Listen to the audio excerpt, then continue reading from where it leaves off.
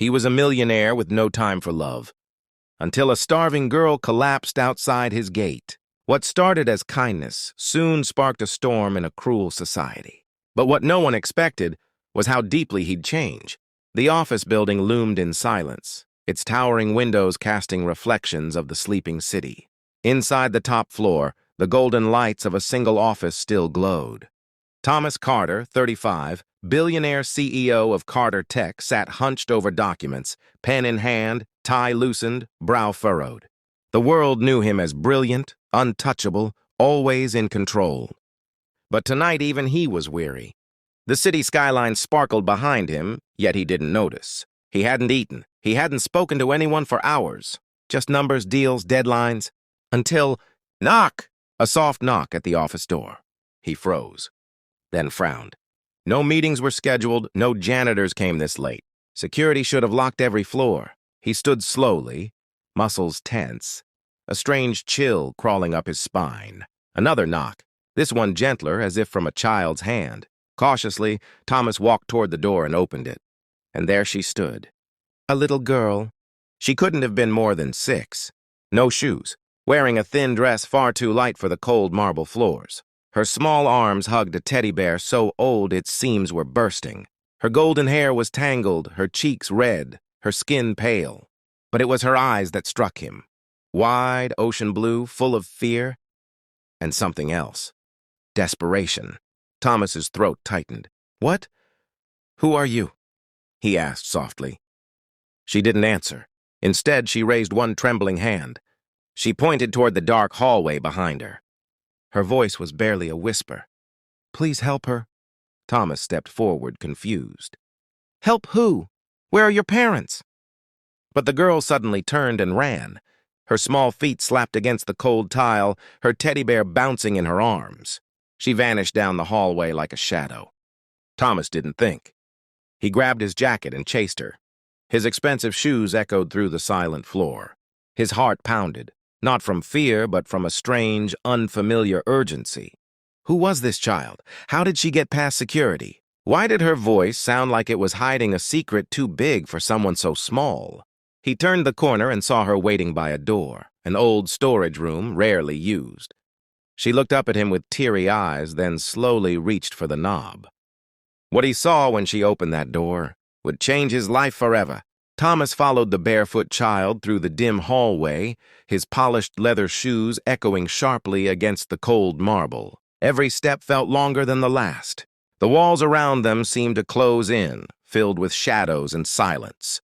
He kept his eyes on her small figure as she held her teddy bear close, her tiny feet quick and quiet. She didn't look back, but her urgency was clear. Something was terribly wrong. At the end of the hallway, she stopped. A door stood before them. It was the old storage room, long forgotten. Unused, dusty, locked, at least it should have been. Thomas glanced down at the girl. She raised her hand and gently turned the knob. It creaked open. The heavy scent of dust and cold air poured out, and then Thomas saw her, a woman, lying on the ground like a broken doll, her limbs limp, her breathing shallow. Her hair was tangled, her clothes ripped at the seams. Her face was pale, lips cracked from thirst. Her chest barely moved with each breath. Thomas's body froze. Something in him twisted.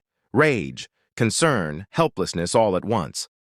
The little girl reached for his hand. Her fingers were cold and shaking. Her voice came out like a sigh of sorrow. "She's my sister," she whispered. "Please don't let her die."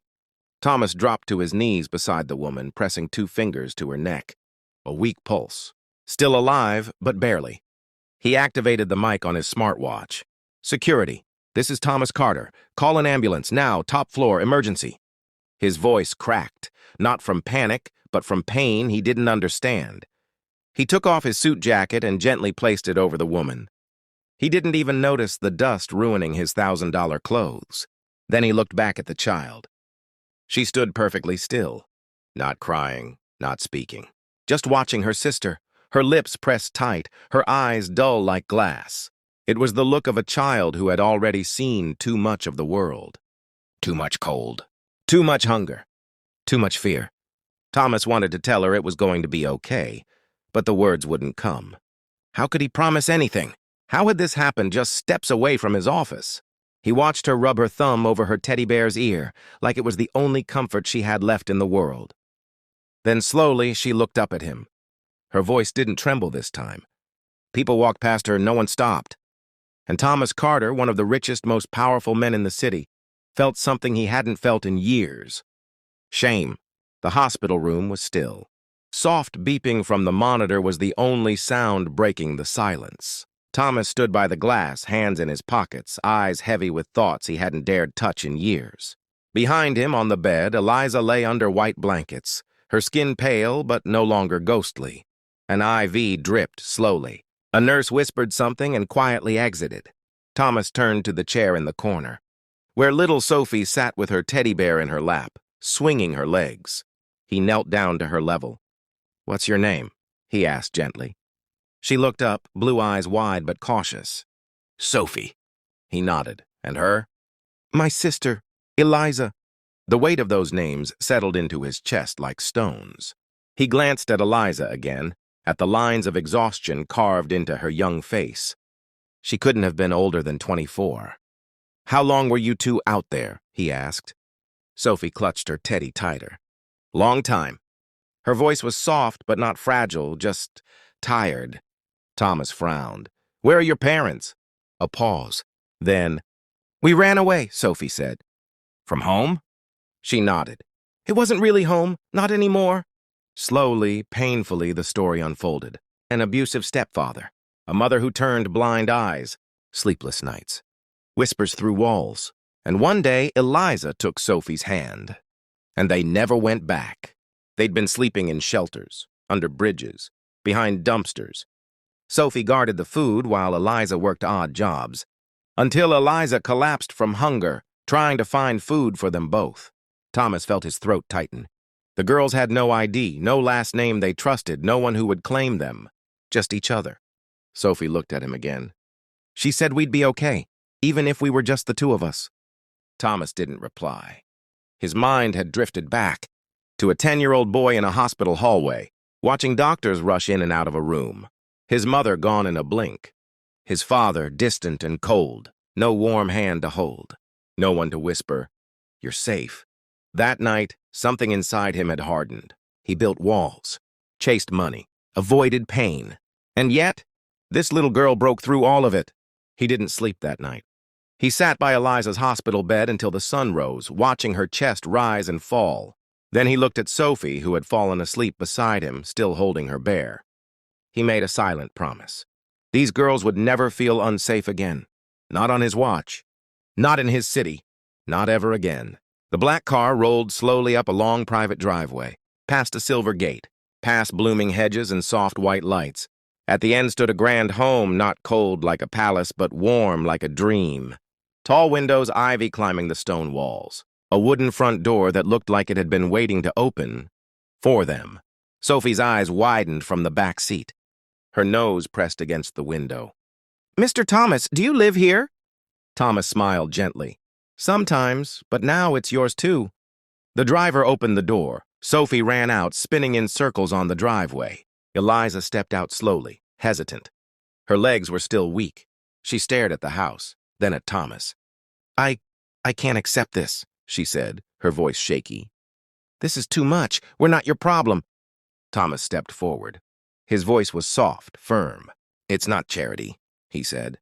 "It's what someone should have done a long time ago. You both deserve to breathe again." Eliza looked down, torn. She had learned not to trust kindness.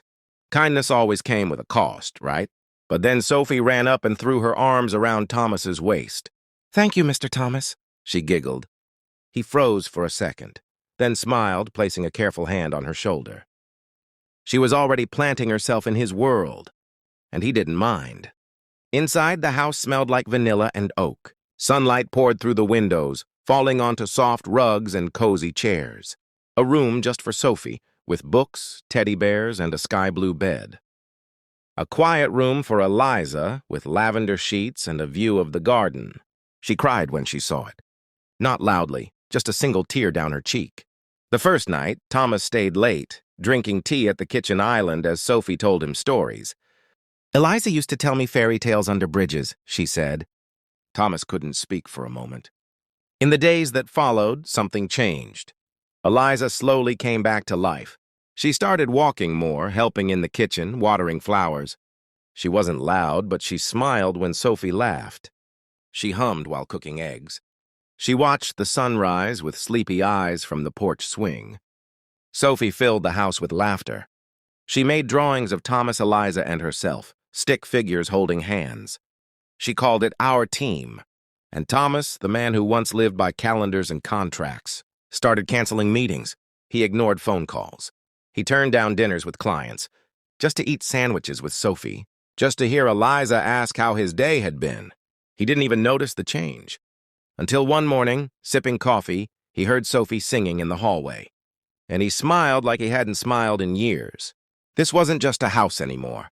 It was a home, a quiet place for healing, a space where two broken girls were learning to feel safe again, and where one lonely man was learning what it meant to feel needed. The afternoon sun painted the garden in gold. Birds chirped from the trees, and a soft breeze carried the scent of fresh roses.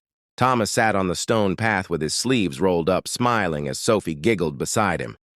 She held a big piece of pink chalk and was carefully drawing a heart. It was crooked and a little messy, but perfect. "Look," she said proudly, pointing. Inside the heart, she had written 3 names in big, clumsy letters. Sophie, Eliza, Mr. Thomas. He laughed. "I love it." She smiled, cheeks pink from joy. He didn't care about stocks, deals, or office calls. In that moment, nothing mattered but this child, this peace, this home. Then, footsteps. 2 people strolled by outside the black iron gate. Neighbors. Wealthy, dressed in designer clothes. The man wore a polished watch. The woman carried a tiny dog. They paused, watching Sophie draw. Her bare knees were dusty and her little hands were smudged with color. The woman wrinkled her nose. The man leaned in slightly and muttered under his breath. "Should have stayed in her place." Thomas heard it. He rose slowly from the path. "Excuse me?" His voice was quiet, deadly calm. The man, Richard Lane, a board member at Carter Tech, shrugged. "Come on, Tom, that little stray. This place isn't meant for her. She's not one of us." Time stopped. Sophie blinked up at Thomas, confused. She didn't understand the words, but she felt the sting. She sensed something in Thomas's body shift. His jaw tightened. His hands curled into fists. His eyes turned cold. "You think worth is in shoes, or bloodlines, or street addresses?" He stepped closer to the gate. "You sit in my boardroom, you smile and shake my hand, but this is who you are?" Richard's smile faded. The woman glanced away. Thomas's voice lowered. "I've been called names, too, by people who wear suits and hide behind wealth, but I'd take one Sophie over 100 of you." He turned back, knelt down, and gently scooped Sophie into his arms. She clung to him, burying her face in his neck. He didn't say another word. They walked inside the house, the gate shutting behind them like a final line being drawn. That night, the porch was quiet. Crickets sang in the bushes. Eliza sat beside Thomas, a blanket wrapped around her legs. He told her everything, his mother's death, his father's coldness, the empty years that followed. He told her about the names he'd been called as a child, the loneliness money couldn't touch, the anger he'd buried, the bitterness that had once made him blind. Eliza didn't speak for a long time. Then she reached over, took his hand, and whispered, "I don't want Sophie to grow up in a world like that." Thomas looked at her.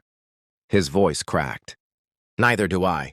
And in that moment, under the stars, a silent vow passed between them. That hate would not win. That kindness would grow louder than cruelty. And that Sophie's world would be different. Seasons turned quietly. Summer faded into autumn, and the leaves in Thomas's garden blushed gold and red. The once quiet mansion was now filled with laughter, piano notes, crayons, and stories. The cold marble floors were warmer now. Not from heaters, but from love. Eliza had fully healed, not just physically, but in her eyes. The fear was gone, the silence replaced by quiet strength. She went back to school, earned her certificate, and began working as a counselor. Every day, she sat with women who thought they were invisible. She listened. She held hands. And she reminded them, They were not alone anymore. And Thomas, he no longer stood on top of the world alone. He began funding quiet projects. No press, no headlines, but shelters opened. Beds were built. Meals were served. And children who once had nothing were now coloring on clean tables, wearing warm socks, falling asleep without fear. He visited often. Sometimes dressed in jeans, blending in, he'd crouch next to a child and listen to their stories. He never told them who he was, but they all remembered the tall man with kind eyes. Sophie thrived. She started school, nervous at first, but bold by week 2. She made friends. And every time she was asked to draw her family, she'd show 3 stick figures holding hands under a bright sun. "This is my mom, this is my dad, and that's me." She called him Dad now, so easily, so joyfully. Thomas kept her first drawing framed on his office desk. It meant more than any award, more than any billion-dollar deal. At night, they had their routine. Dinner, laughter. Sophie would beg for one more story, and Eliza would always give in. Then one evening, the fire pit glowed softly outside as the 3 of them sat together beneath the stars. Sophie had fallen asleep with her head on Thomas's lap, a book still open in her tiny hands. Eliza looked at the peaceful child, then at Thomas. Her eyes shimmered. "You saved us," she whispered. Thomas looked down at Sophie. He brushed a strand of hair from her forehead, his heart full. "No," he said softly. "She saved me." And it was true. Because before Sophie, he had everything except purpose. Before Eliza, he had power, but no one to protect. Now he had both. Final message to the world. This is not just a story. It's a reminder that the world does not change through speeches or riches. It changes through compassion, through the simple act of seeing someone who's invisible, through standing up for the small, the quiet, the broken. Let this story whisper to every corner of society. We are not defined by our pasts.